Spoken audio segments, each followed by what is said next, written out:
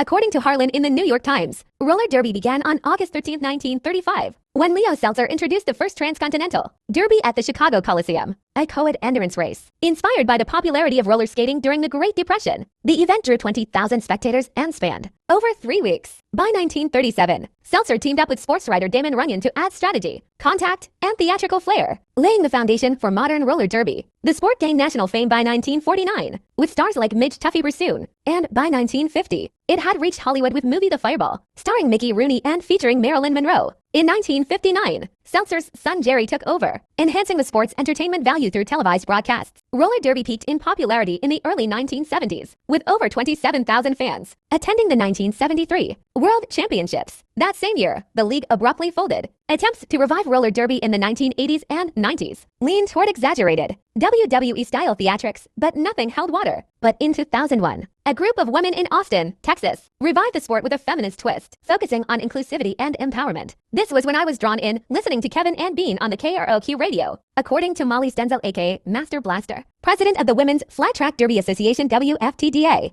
modern roller derby creates space for women, transgender, and gender nonconforming people to express themselves physically and freely. This revival of the sport also embraced creativity through skaters' colorful, often punny names rooted in Austin's drag culture, which allow for bold self-expression. Though the sport no longer features banked tracks or staged fights, its core values of intensity, fun, and community remain. Jerry Seltzer, who passed away on July 1st, supported this evolution, and so did so many who identified as queer, neurodivergent, or just plain weird. Roller derby gave them a home where they were welcomed, embraced, and thrived for their quirks. Now in its third renaissance, roller derby is thriving. Since 2004, WFTDA has grown to include 463 leagues across 33 countries, with teams on every continent except Antarctica. Marco Atwell aka M- recalls discovering derby in 2005, calling it campy, colorful, and extremely serious. In 2009, Drew Barrymore directed Whip It starring Elliot Ellen Page, another attempt at bringing roller derby to mainstream media. In 2023, WFTDA Championships in New Orleans drew 2,500 spectators, and hopes remain high for a return to Madison Square Garden in the future.